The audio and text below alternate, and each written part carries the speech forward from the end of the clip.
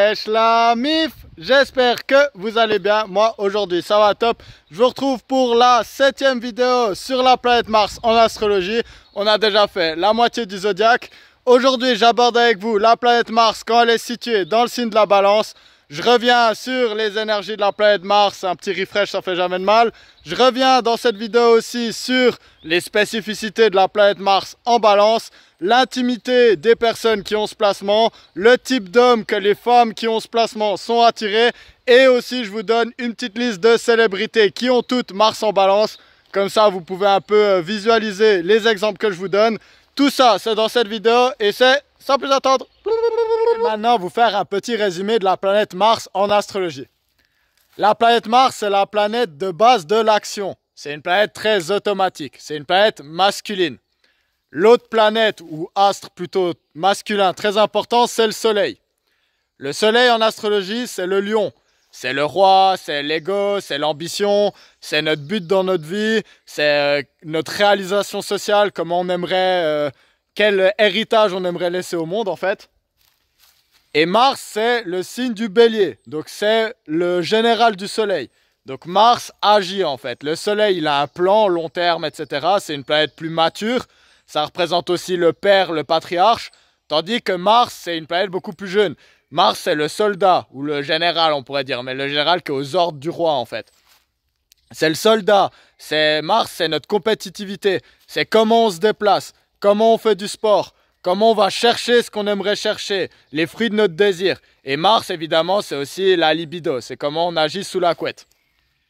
Donc ces deux planètes, le Soleil et Mars, elles sont vraiment liées en fait. C'est les deux planètes vectrices de l'énergie Yang. Et maintenant, vous donnez la liste des personnalités célèbres qui ont Mars en Balance. Je vous en donne 2 par signe solaire. Comme ça, après, plus tard, quand je vous donne les exemples, vous pourrez avoir un peu des têtes pour voir les spécificités de ce placement. Je vous conseille à tous d'aller sur Astrothème ou un site du genre. Vous mettez recherche par position astrologique. Et vous pouvez mettre tous les combos que vous voulez et vous verrez, cette liste, elle n'est pas exhaustive, donc il y en a plein que j'ai pas mis. Mais comme ça, vous pourrez voir, il y aura sûrement des noms qui vous parleront plus que ceux que j'ai donnés. Donc voilà, la liste, sans plus attendre. Pour les béliers qui ont Mars en Balance, on a Seth Rogen et Samaris. Pour les taureaux, Sigmund Freud et Laurie. Pour les gémeaux, Françoise Sagan et Nicole Kidman. Pour les cancers, on a Nikola Tesla et George Orwell. Pour les lions, on a Dua Lipa et J.K. Rowling. Pour les vierges, on a Freddie Mercury et Kobe Bryant. Pour les balances, on a Eminem et John Lennon. Pour les scorpions, on a PewDiePie et Bob Ross. Pour les sagittaires, Kylian Mbappé et Frankie Muniz. Pour les capricornes, Elvis Presley et Jake Paul. Pour les verseaux, Abraham Lincoln et Charles Darwin. Et pour finir, avec les poissons qui ont Mars en Balance, Julius Erving et Bobby McFerrin. Maintenant, aborder avec vous les spécificités de la planète Mars quand elle est située dans le signe de la Balance. Alors maintenant, c'est cool parce que vu qu'on est dans la deuxième moitié du zodiaque, je vais toujours pouvoir comparer avec l'opposé en fait.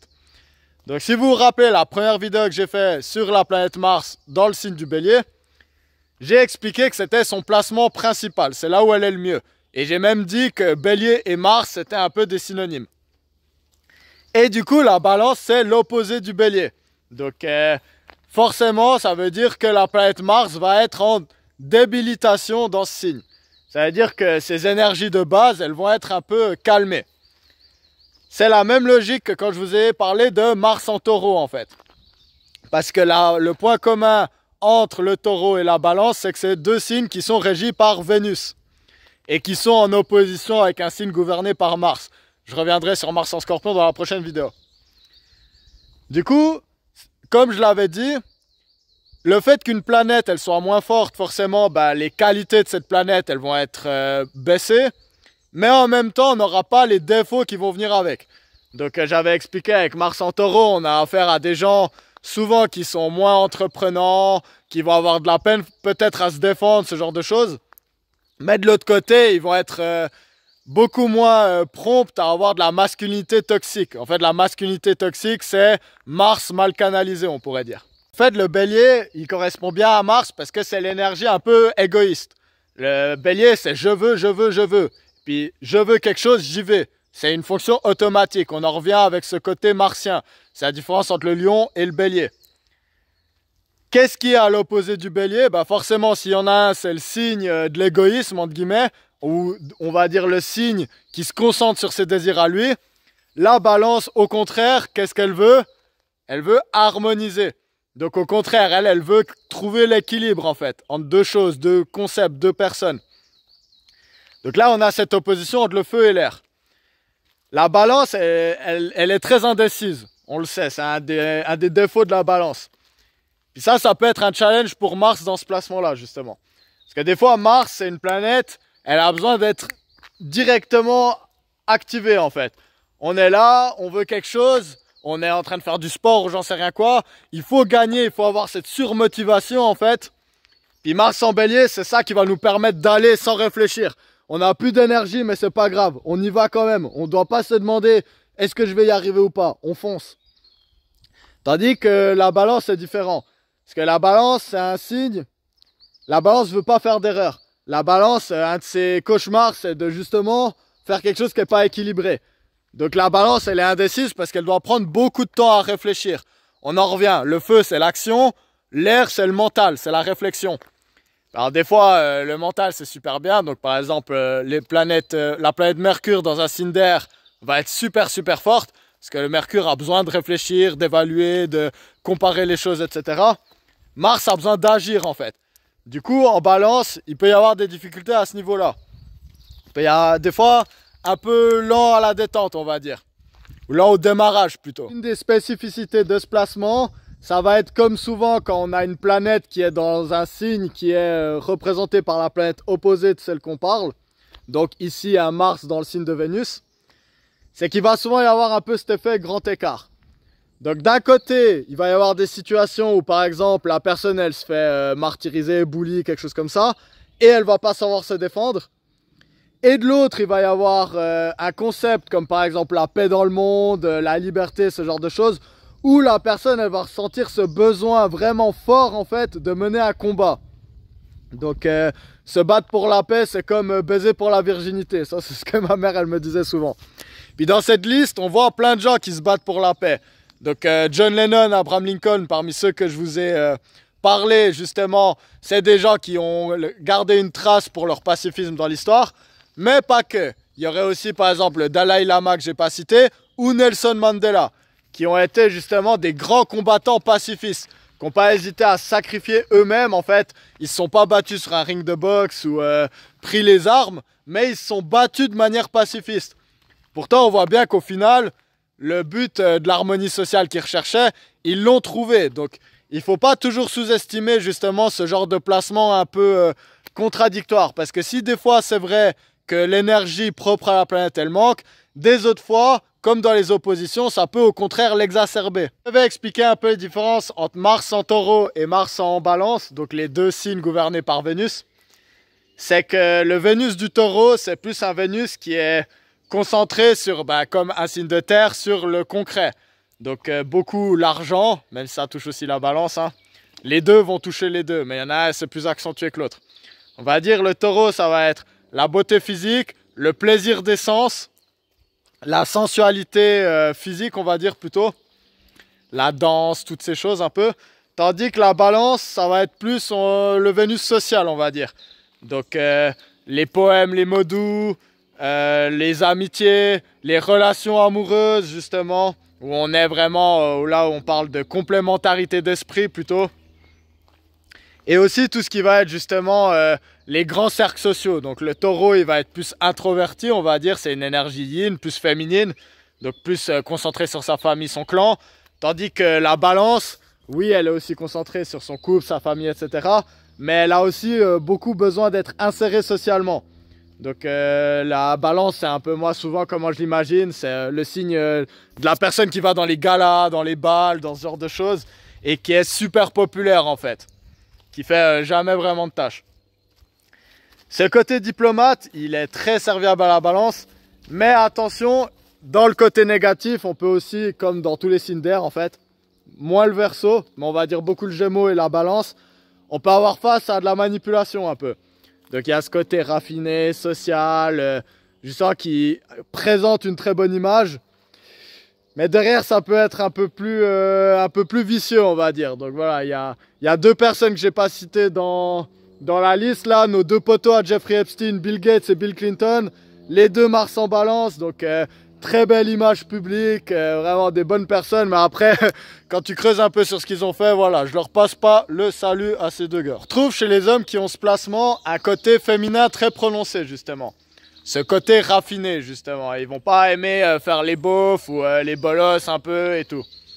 Un très bon exemple de cette énergie, c'est Nikola Tesla, qui lui avait une conjonction Lune-Mars dans le signe justement de la balance, avec le cancer, donc beaucoup d'énergie féminine un peu, féminine on va dire.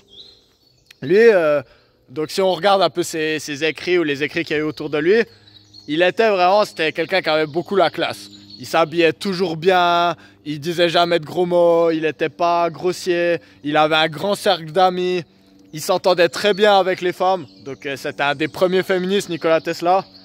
Même si voilà, petit aparté, il a quand même dit que les femmes iraient trop loin dans leur libération et que plus que chercher l'égalité, elles finiraient par chercher à se venger des hommes.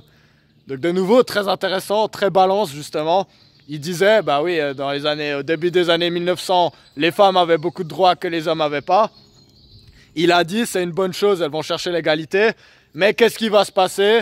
Il y en a beaucoup qui vont vouloir aller trop loin et vouloir se venger des hommes. Donc c'est ce qu'on est en train de vivre aujourd'hui. Hein.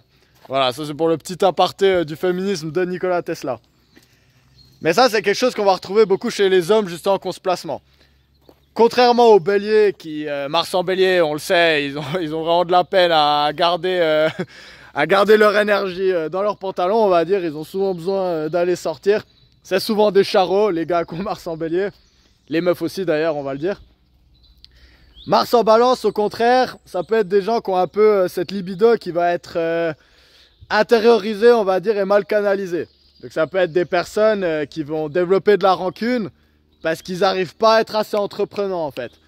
Et puis par exemple, au niveau des gars, ça peut être des gars qui adoptent un peu des techniques détournées. Je ne veux pas forcément utiliser une mauvaise connotation, là on va dire plus une énergie d'attraction pour attirer ce qu'ils ont envie, plutôt que justement aller demander par exemple à une fille voilà, des avances ou ce genre de choses. Ils vont plutôt utiliser des techniques féminines, donc d'attraction plutôt que d'aller chercher justement. Maintenant, vous parlez de la projection de l'animus des personnes qui ont Mars en balance. Donc quand je dis personnes, ça va être les femmes attirées par les hommes ou les hommes attirés par les hommes. Donc Mars, dans votre thème astral, si vous êtes intéressé par les hommes, ça va représenter l'amant. L'amant qui vous passionne, qui vous donne envie justement d'avoir une aventure intime, on va dire. Tandis que le soleil, ça serait plus le genre d'homme qui vous intéresse pour fonder une famille, pour être le père de vos enfants en fait. On en revient à cette distinction entre une énergie yang qui est plus mature et une énergie yang qui est plus immature, justement plus jeune. Comme vous aurez sûrement pu le deviner, les personnes qui sont intéressées par les hommes et qui ont Mars en balance, elles vont être très intéressées par des qualités non conventionnelles masculines justement. Et surtout, comme j'en étais revenu sur Mars en cancer par exemple, elles vont détester les hommes qui ont les défauts masculins. Donc elles vont être très attirées par les qualités féminines plutôt. Donc par des hommes qui sont diplomates, des hommes qui sont surtout pas grossiers, des hommes qui savent se tenir, des hommes qui ont une bonne prestation sociale. Donc justement qui sont bien élevés on va dire. Des hommes qu'on pourrait volontiers présenter à sa famille et on sait qu'ils vont pas déborder etc.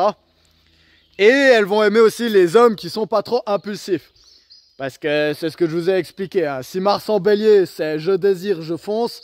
Mars en balance, ça va être au contraire, oula, je veux surtout pas faire une mauvaise décision qui crée le bordel quelque part. Donc la réflexion, ça va être quelque chose de très important justement pour les femmes qui ont Mars en balance. Donc un homme grossier, tout ça, ça va la freiner intimement, on va dire. Ça va vraiment baisser sa libido. Si j'aborde comment se comportent les personnes qui ont Mars en balance sous la couette, c'est assez simple. En fait, le plus important, c'est le compromis avec l'autre. Donc la personne avec Mars en balance aura ses désirs, ses envies, ses fantasmes. Mais ce qu'elle va vouloir surtout, c'est que ce soit un partage avec l'autre. Là où Mars en bélier, il pourrait dire genre ah moi je kiffe faire ça, et puis maintenant je vais faire ça, et puis toi si tu veux faire tes trucs, tu vas devoir négocier avec moi, puis sûrement un peu forcer ton truc. Ça c'est Mars en bélier. Mars en balance au contraire c'est, ah mais c'est quoi tes fantasmes, viens on en discute, est-ce que tu trouves qu'on fait assez souvent ça, moi peut-être tu sais j'aimerais bien qu'une fois on essaye ça, etc. Donc Mars en balance c'est une énergie très focalisée sur le couple. Donc pour qu'il y ait une intimité qui soit justement épanouissante pour ces personnes-là, souvent ça va pas se faire par des coups d'un soir, hein. Ça va plutôt se faire justement par une personne avec qui on a pu justement créer cette connexion, cette entente, ces compromis. Et plus le temps passe et plus la relation, la personne elle va pouvoir se lâcher. Tandis qu'avec Mars en bélier, souvent c'est la nouveauté qui va exciter ces personnes-là. Donc au contraire, quand ils seront dans un couple depuis longtemps, ils auront fait un peu tout ce qu'ils voulaient et puis ils vont vouloir avoir envie de nouvelles expériences. Tandis que Mars en balance, au contraire, plus on avance dans le couple et plus on comprend qu'est-ce qui fait plaisir à l'autre et on arrive à négocier là-dessus et trouver un équilibre, et plus ces personnes elles vont prendre du plaisir dans leur vie intime. Voilà, c'est tout pour la vidéo sur Mars en balance. J'espère qu'elle vous aura plu. Moi j'ai aimé vous la faire. Elle était un peu plus courte que les autres, mais voilà quoi, je voulais pas trop peser le pour et le contre de qu'est-ce que je vous dis ou pas. Je me suis dit, vas-y, fais un peu le bélier là pour balancer ces énergies de la balance. J'espère que vous aurez quand même appris des choses. Je me réjouis de vous retrouver pour la prochaine vidéo sur Mars en Scorpion. Là, j'aurai beaucoup plus de choses à vous dire. Ça tombe bien parce que c'est sûrement la vidéo qui m'a le plus souvent été demandée dans ma chaîne. En tout cas, largement celle sur Mars. Donc voilà, apparemment, il y en a beaucoup d'entre vous qui ont ce placement. Donc je fais que d'attirer des personnes qui ont Mars en Scorpion. C'est une constante dans ma vie, c'est comme ça. Je me réjouis de vous retrouver pour la prochaine vidéo. J'espère d'ici là que vous gardez l'harmonie et que vous êtes des BG comme les balances toujours. Donc ça, c'est important, garder la beauté. Je vous fais plein de bisous et je vous retrouve tout bientôt. Allez, ciao, ciao, profitez du soleil.